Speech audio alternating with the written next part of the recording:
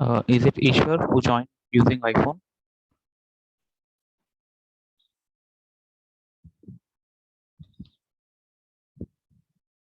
Hello. Yeah. Okay, okay, fine. Okay, let us start. I'm sharing my screen. Let me know if you all can see it.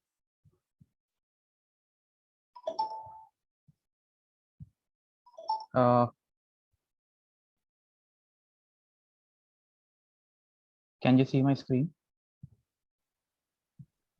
Yeah. Yes. Okay. Yeah. So basically, I wanted to show you things. So firstly, on a high level, I would like to tell what is the topic about. So basically, we are talking about data preparation. So data preparation, let us just discuss what is data preparation. So data preparation is the step that we get after data collection. So first of all, we need to have data, which we will get it either. So in my projects, I got the data in the form of CSV directly from clients, but in many projects, we will get it maybe their SQL server credentials, and we have to fetch it on a daily basis. So that is about data collection. So once we get the data, we have to do the next step is data preparation. So in data preparation, we have two steps. So I'm utilizing this blog written by someone, Terence. Shit. Okay. Just mentioning his name so that it's better that we are using his uh, blog. So yeah. So we have two steps in data preparation. So one is data cleaning. Uh, yeah. So one is data cleaning and other is data transformation. So within data preparation, though we are doing these two things are done with these three different steps. So one is EDA. EDA, I will take some other session, but today we will focus on uh, preparation, which is like less of EDA today's session, more of data pre-processing.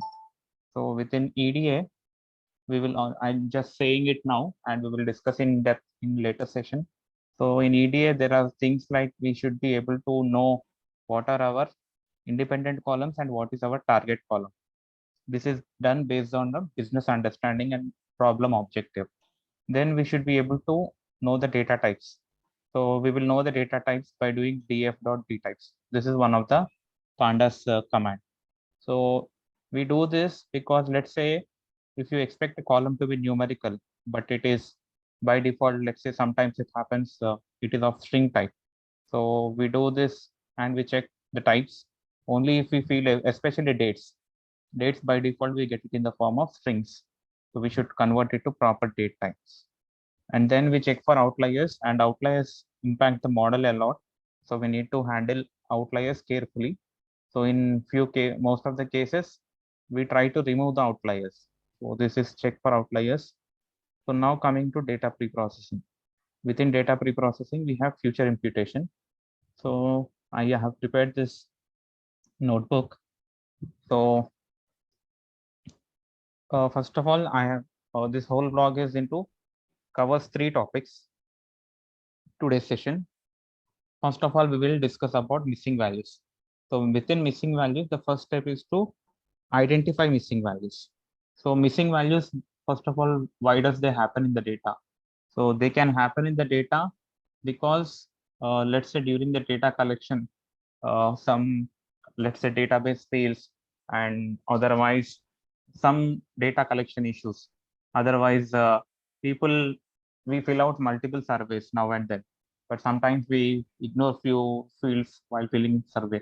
So people left the field blanks. That is why we have data, this missing values. So how can missing value exist in the data? So missing value, the forms of missing values can be blanks, nulls, and NAs. So here we can see NaN format. Sometimes we will have blank and sometimes we have nulls. So what is the issue with missing value? So machine learning models cannot run if you have missing values. So for that, we have to try to impute these missing values or remove such rows or columns from our data. So the way we identify missing values is, we can see here we have two missing values, one in each of the column. So I'm just running it right now. So you can see there are missing values. So the way to identify them is, so to get a missing values at a column level, we have isNull.sum, which is a uh, this is a function, and we see we have y equal to 1, z equal to 1. One missing value in y, one missing value in z. So now we see that we have a missing value in our data. So we have identified it. So I am taking a dummy data, and in real world, we know that data will be of few millions of rows. Dummy data will help us to understand help us with explainability while explaining to others. So now we have identified them. Now the process is, how do we work around on that? So we can either do completely remove the data, completely remove that particular row. So we can see we have row number 1 and 2 as missing values exist in row number 1 and 2. When I say axis 0, it will directly remove the missing values of whole row. If I say axis equal to 1, it will remove column y and column z. You can see it here. So only column x, which does not have any missing values, will stay when I say axis equal to 1. So we can do something like this in real world also, provided we have very less missing values. Otherwise, if we are removing the whole row, even if it is the missing value is present in one column, then we will lose a lot of information. So this is how we do use axis equal to 0 or axis equal to 1. Coming to axis equal to all. So axis equal to all, what the way purpose of this is, you only remove the row if every value in that row is null. So to show you that, I have created another data frame, df1. So here I have created complete null. So earlier data frame name was df. Now this is df1. Now I am trying to run this, how equal to all. We can see row number 3 is gone here because every value in that row is null. So we don't need such rows. And how equal to all will help us to remove such rows. And there is another parameter also within dropped in it, which is threshold. So the way it works is, we can see there are two NAs in row number 1 and 2 or more than 2 NAs in row number 1 and 3. So threshold helps us to delete that particular rows where we have 2 or more than 2, because I'm giving parameters 2. So this is gone because we have 2 NAs and this is gone. So sometimes we can use threshold also, so that we remove rows and we can decide the numbers based on our own understanding of data. So this is how threshold works. And sometimes this is a parameter called as subset. So all of these commands I'm showing you in terms to remove the data, this missing values, is a part of data preparation. So you remove the missing values based on whatever parameters with a drop in it that you want. So if I say subset equal to y, so I'll show you the original data frame again. So what this does is, we have NA in here, NA in here. So wherever row, in whichever row we have NAs in column y, that particular rows will be gone. So we have only 0, 2, and 4. So this is all about imputing missing values. So within an SQL, so this is all with the help of pandas. But within sklearn, which is a machine learning library, so we also have this function called a simple imputer. So we can see that this is our data frame, and the way we are imputing is using mean strategy. So if I run this simple code, we can see that this is NN is replaced by 376, and we get 376 by summing this value and taking average. So here I have done the calculation, 57, 5487, 987 divided by 3. So we get this, and this number is replaced here for NaN. Similarly, for column Z, we can see we have values like 9, 67, etc. and this 317 is replaced here as in place of NA. And let me check if recording is going on.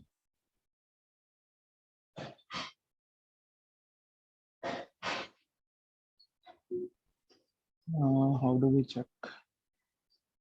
Okay. So this is all about NANs.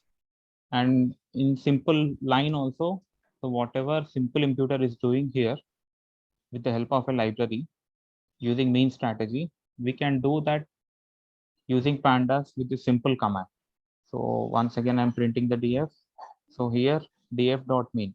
So fill NA, we have to give some value inside, which will tell us what is the strategy to replace. So NaN is again replaced by mean of the each column, whatever is happening above using simple imputer. So if you don't want to use mean and if you want to use zero, for example, sometimes what happens in the survey, if people don't have any value to submit in that particular field, so what they simply ignore it. So sometimes missing value means the value is zero. In that case, what we can do, so in column Z, we have NaN here. So we can simply replace NaN with zero. The code for that is within flower brackets, give the column name and give some value. If I replace with, let's say 1, it will be replaced by 1. So this is another way of replacing it. Now this is all about missing values. So within missing value, first step is to identify them. And second step is to fill up the missing values, either remove the rows or impute it. Imputing is fill up something in place of missing values. So we have used simple technique like mean here. There are complex techniques like we can use another model also to impute these values. So any doubts until here for any of you? No doubts. Okay, fine. So next step is about handling categorical values. So within categorical, we have to understand a small concept. We have an ordinal column and we have a nominal column. So ordinal columns are something which can be ordered. So if we talk about height of people, we call people as tall or people as short, depending on height. So here it is uh, containing some order. Hence, we call such variables like height as tall and short. Similarly, t-shirt size, XL is greater than M is greater than S. We have some ordering. Whereas if we take the case of gender, here we don't have any like ordering, male, female, everything is, we don't have any meaning like male is greater than female or something like that. So in that case, we handle these two columns. So this is a ordered variable, ordinal variable. This is a nominal variable. So we handle it differently. One second, let me, yeah. So the way we handle ordinal columns is using a mapping function. So in mapping function, we simply create a dictionary. So the way what we do in creating this dictionary is the highest value, string value, we give a highest number. Similarly, we keep on creating until the least value. And what we do, we give the column name. So earlier we had low, high, low, medium. Now we have created this dictionary. We say map and give the dictionary name. Hence the value gets changed. So medium has become 2, low has become 1. Similarly, high has second row, we have high that becomes 3. And this is how we replace the ordinal column. But gender is a nominal column. So for gender, we can simply use this kind of technique. There is a dummies function, which this technique is called as one hot encoding. So in one hot encoding, we give the gender column, which simply creates. So if you see, first value is male. So male's column will be 1. This single column gets created into 2 new columns based on the number of unique values. Here we have male, female. That's why 2 column got created. If we have 3 values, 3 column gets created. So this is the use of, this is how we create dummies. So we are, the whole objective of handling categorical variables is machine learning don't accept strings. Until now, the people who joined this session from Scalar, we all know we all are working on strings and numbers. But in machine learning only works on numericals. So to convert strings into numbers, we have to handle them. And the way to handle is converting to one hot in using one hot encoding, converting this to zeros and ones. Otherwise, converting ordinal variables into some values. So we have seen until here, converting this salary bracket into 1, 2, 3. Next, so we can see earlier it was object salary bracket. Now it is converted to integer. So now the target column, let's say we are predicting something x and y. Have created a dummy target column x and y. And even for target column also, we can do the same thing, create a dictionary and map it. So we can see we have x, x, y, y in the target column. Now I have mapped it. It becomes 0, 0, 1. So this is how we do the mapping. And coming to one hot encoding, like I have already showed you. So if you give the gender column, we get it something like this, but the meaning is same. If it is 0 here, we have 1 here, 1 here, 0 here. So what we can do is we can pass on additional parameter where it says drop force equal to true. So we will only retain only one column rather than taking two. It is just a waste of having both of the columns. So we can use only one column. So what we do finally, we remove the gender column from the data.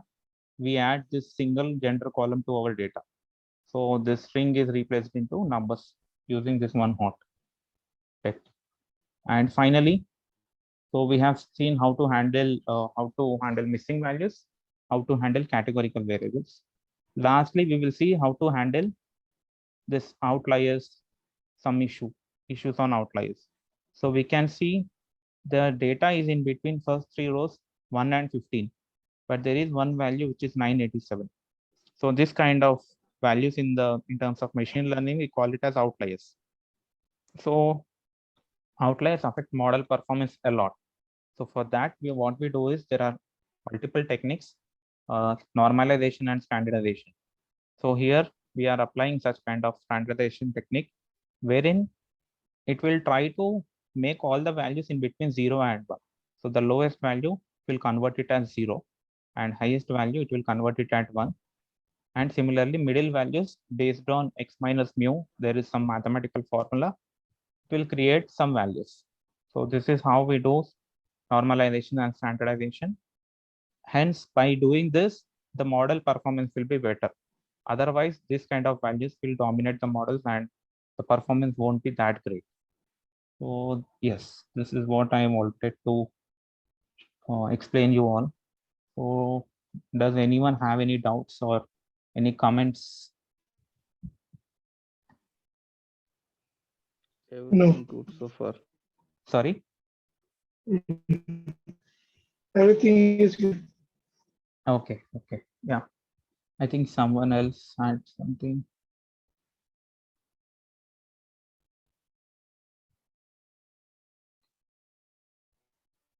Ishwar, did you ask something? So if no one have any No. doubt, okay.